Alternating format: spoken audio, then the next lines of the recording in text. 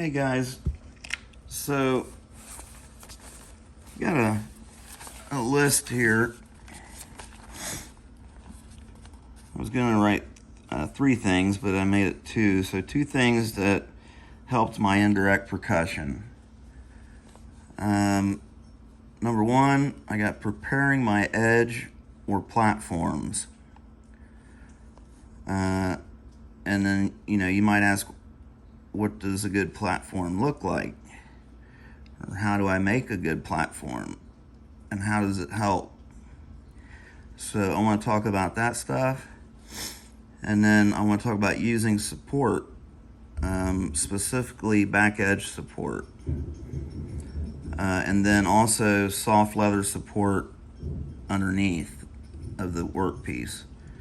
And then how does that work and how does it help? What does it look like? And talk about that, because these are 2 things that really help me out. And I'm still learning, aspects of each one, but I know enough to talk about to hopefully, and you guys really give this stuff a fair chance, because if it doesn't work right away, just keep at it for a little bit, and hopefully I can explain it well enough that you'll be able to apply this to your knapping, and it'll really help you out. So when I first started, and for a long time there, I depended real heavily upon my indirect percussion under the leg. And I got a feeling that there's a lot of people out there that's kind of napping the same way. I was probably overextending this a little bit, using it on stuff that was a little bit too large, maybe. I was getting my preforms into shape with a hammerstone or a billet, and then switching over to my indirect percussion right away, when I had a lot of mass left on there. So, the thinning and stuff gets a lot slower when you switch over to the indirect. But anyways, I'm talking about direct percussion. I'm getting off topic, so let's just get into it. Preparing my edge or the platforms.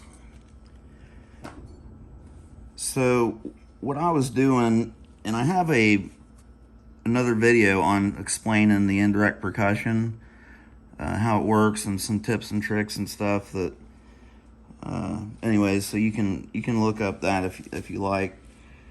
Let me find my striker and a biface, maybe a pressure flaker, hand pad, and a grinder. Okay, so if you hear some crashing and rain and stuff in the background, it's storming right now like crazy, pouring rain.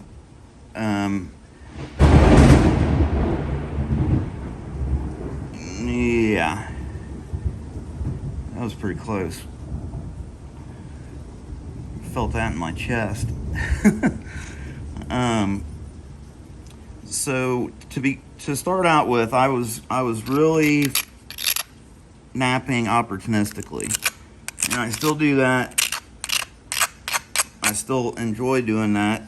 But when it comes down to it, if you want a good flake and you want good results, it really helps to at least just touch up your edge just a little bit. If it's kind of iffy and you're like, I think I can, just go ahead and adjust it. I'm just going to call it adjusting the edge. So that's preparing your platform, or doling it a little bit if it's too sharp, or lowering it a little bit if it's too high. And you can do that with just a simple grind with your abrader. So say if I had a continuous edge, a continuous platform, so my edge was pretty much continuous all the way down. all it takes when you start getting thin like this and you're taking thinner flakes off of smaller platforms, is to have enough thickness on your edge, and this will depend a lot on the material. Different materials will require a different degree of dulling on the platforms. This is some raw root beer here, and it's got like crazy tensile strength, so I can shoot a flake off a really tiny platform with this stuff without it crushing. But all materials aren't like that. But if you get a continuous edge, all you got to do to make a platform is, if it's right at center line, all you got to do is just grind it. Here, I'll use this. This is a more aggressive abrader. So I'm just going to grind it. I'm going to back grind it back towards me. So that'll lower it a little bit. Okay? Now, all you have to do is, where you lowered it, either take your pressure flaker or take the edge of your abrader and just make 2 little notches. Just rub down on either side of that. And that's not much, but that's all it would take on this material to get a rockin' flake across there. And this thing's already thinned out as much as I want to thin it, but that's just an example. Here, I'll accentuate that a little bit so you can really see it. So if you were to use your pressure flaker, you want your platform in the center here, just come on either side of it, just like preparing a nipple on a Clovis. You just make a couple little flakes right around either side of it, and that'll really help isolate that thing enough to get a nice flake. It'll concentrate the energy right off the beginning, as opposed to if you were to hit it just off a dull edge, that it robs a lot of your energy right off the bat, because that flake is going in and it's radiating all the way around to the sides, and it's crushing the edge. So you don't have all the energy going into that one little spot to get that flake. Let me really make a good isolated platform here, just so you can see exactly what one looks like. And it's really not fair to say that, because under the different conditions, an optimal platform is going to look different under different circumstances. But generally speaking, I should say, you would come and look up top and say you got a ridge that comes down. Just follow that ridge to the edge. Look at it. Make sure it's below center line. And then take your couple flakes. I'm going to just come in here and make this a little bit more isolated. And there's one there, and I don't really have to get rid of this one because I'm not swinging a big billet with a big face. I'm hitting it with this tiny little thing, and I can just place that right on the platform. So I don't really have to worry about clearing my edges. If you were using direct percussion, you'd want to bring the edges back a little bit. If you were using a broad face billet, but you don't have to worry about that with the indirect. So this is a really good stout isolated platform right here. It's just a little bit below center line.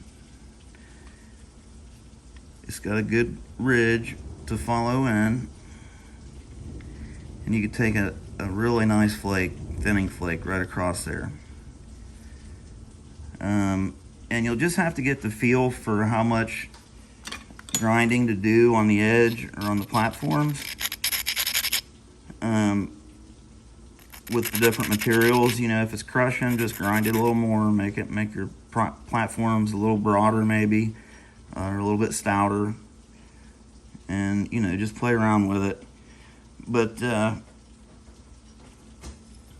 what I did, because I was so trained, I had myself so trained to flake opportunistically, I had to force myself to take my abrader or my pressure flaker, and literally every platform, once I got my preform down thin, and it really actually all the way through the process, I started making sure my platform the height was right, and then all I was doing was just either taking my grinder and then going on either side of it like that, and then giving it a grind, or taking my pressure flaker like I just did, and same thing on either side of it, and then that's it. That's all you got to do, and it'll give you a way better result, I promise. As long as your contours are right and stuff, you can really do some good. You know, say I were to want to get rid of this kind of ugliness right here, this step fracture. Let me see if I can do that real quick. So here's my edge. I got a couple little steps coming in right off the edge here.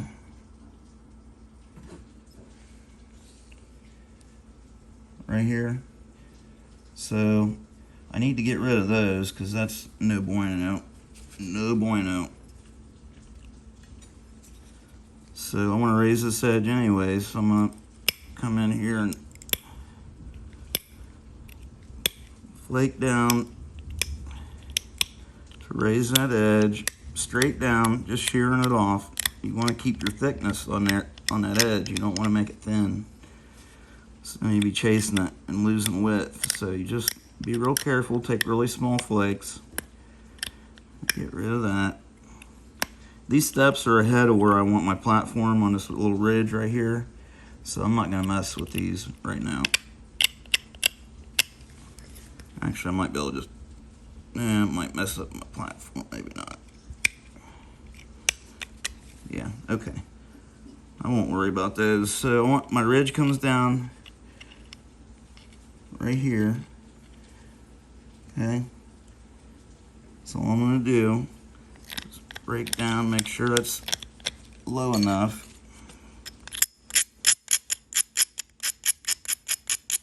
Okay. Now, just gonna don't need much, just take a little flake there, take a little, lower it a little bit right ahead of it so the mass is angled into this spot here.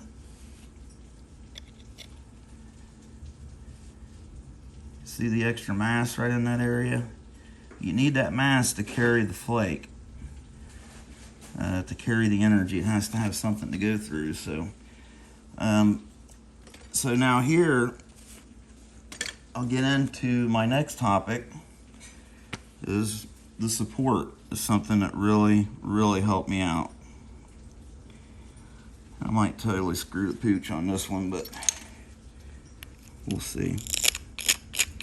Using this soft leather support allowed me to take flakes, a lot thicker flakes and a lot longer flakes.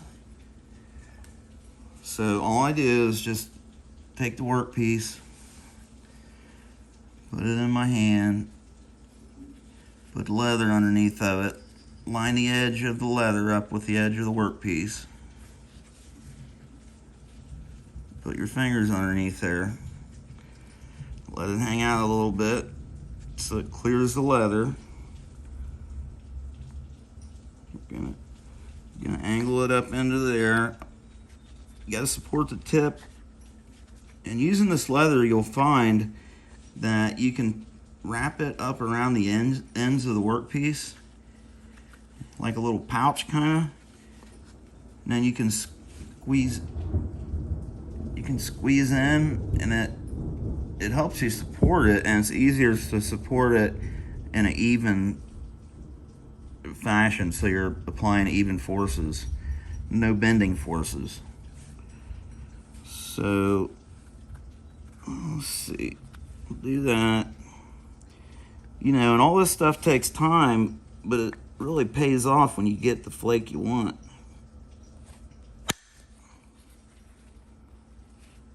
That didn't go. Oh, I was on a completely the wrong platform. Maybe that was why. Let me adjust this thing a little bit. This little bump here in the front's kind of messing me up. There we go.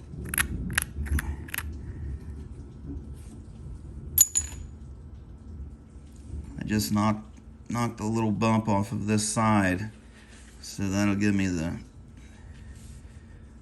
angle I want to shoot up that direction.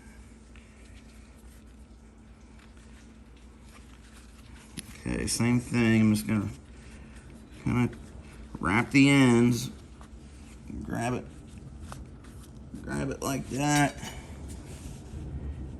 And you don't have to do all this. This is just for this particular situation. As far as wrapping the workpiece up and supporting it, you can just put the leather under there and make sure it's a nice even support. Let's see. So it went right up in there. Look at that. Get rid of that step fracture. Almost. So, you know, in preparing that, I could do that and get rid of that thing. Flake shot straight up through here. So that's the soft leather support. That really helped me. And then the other kind of support, underneath here, when you're supporting these flakes, whether it be with soft leather or just with your fingers, this is one thing I have found out for sure, that if you're going to support your flake, you better have your finger up pretty close to the edge. Same thing with any kind of support that you have under here. Because if you have it starting back here, or you got your finger kind of supporting the flake back too far and you're putting too much pressure, that flake will break right there at your finger every time, right at your support. So if you're going to support your flake, kind of get up in here, and then you can support it evenly all the way across the piece, or you can just kind of help give it a little bit of support. If your platform looks kind of weak and you want to kind of help hold it together, you can do that, and it'll help that platform hold together. But I really like using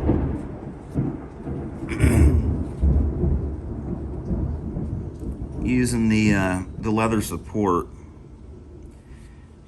And then, you know, the finger support, heck, I thought in the beginning these guys just did that to look cool, man. I didn't know. I didn't know how much it worked until I started trying it. The first few times I tried, I about jammed my fingernail back into my cuticle. It kind of went like smack, ow, smack, ow, smack, ow. Okay, I'm not doing that anymore. And I just quit using finger support. So I did everything, I just let it all come off in the air. But just for instance, on this piece here, this was the last flake I took. Right across, it went all the way to there. And I was really putting back edge support on this piece, right in here behind it. You know, and I followed a ridge, and that flake went almost all the way across that piece. You know, and I'm telling you guys, that back edge support, it's awkward when you're using it. And this stuff applies with not only indirect percussion, it applies with pressure, direct percussion, all that stuff. These are just, you know, general things that you can do to help you out. But when you're trying to get back edge pressure and you're using the under the leg, indirect percussion under the leg deal, you can push in with your hand out here in the air, and you want to kind of get one of your knuckles maybe or something right on that back edge behind where you're striking, and really push into that thing. I mean, really give it some pressure, and then make sure your angle is right, and then strike it. One more thing that really helped me real quick was forcing myself to take my time when I put my striker up there. Kind of go through a mental checklist. Okay, do I have my support right? Am I supporting it end to end so this thing doesn't snap? Is it going to be a thin flake or a thick flake? If it's going to be a thick flake, I can use some leather support or some finger support. If it's going to be a thin flake and it's coming off in a flat area, you just want to let it come off in the air, because a thin flake, when it encounters any kind of support or anything touching it, it'll just stop right there and break. But another way to get the back edge support, if you want to really try to run a flake, is to back this thing up into your other leg and push in with use your legs. Get that knuckle up against that back edge, and then really push in. And when I first started trying this, I was stepping a lot of flakes because I didn't have my angle right. And when you got a lot of pressure on it like this, it kind of helps to strike a little bit further back, it seems like. Because if you strike up here, it's a lot of real fast percussion, and sometimes it'll crush your platforms. You know, and you got to have your platforms built pretty stiff to do this kind of thing. But I'm telling you, man, if you put the squeeze on it, and you got your support right, and you're giving it a little leather support underneath, you know, it'll run that flake. You'll see what it'll do. It'll just amaze you. So, you know, supporting it end to end, pulling in a straight line, I stopped breaking pieces almost completely. Hitting them on the edge and stuff when they get thin, I mean, it just almost completely helped my breakage rate. Let's see, so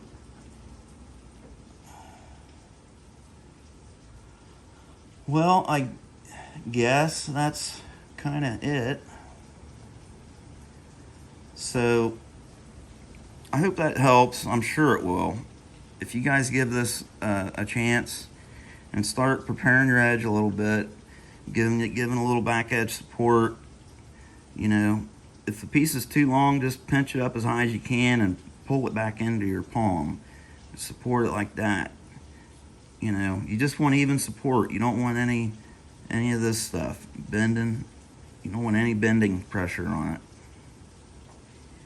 You know, when you isolate them platforms, it really helps carry those flakes, and it also will help prevent radial fractures off your striking platform. When you're striking on a dull edge, a continuous platform, not only is that edge robbing some of your energy from the flake, it's putting radial fractures and to each side of where you strike. A lot of times it'll put little fractures in there, and they go in straight up and down vertically, and then that's how they fold in half on you.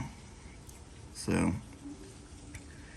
okay, guys, that was some good stuff there. I'm telling you, if you really try that, it'll help you. I promise. So, thanks for watching. Appreciate everybody subscribing and all the comments and stuff. And just give this stuff a fair chance and let me know how it works for you. Thanks, guys.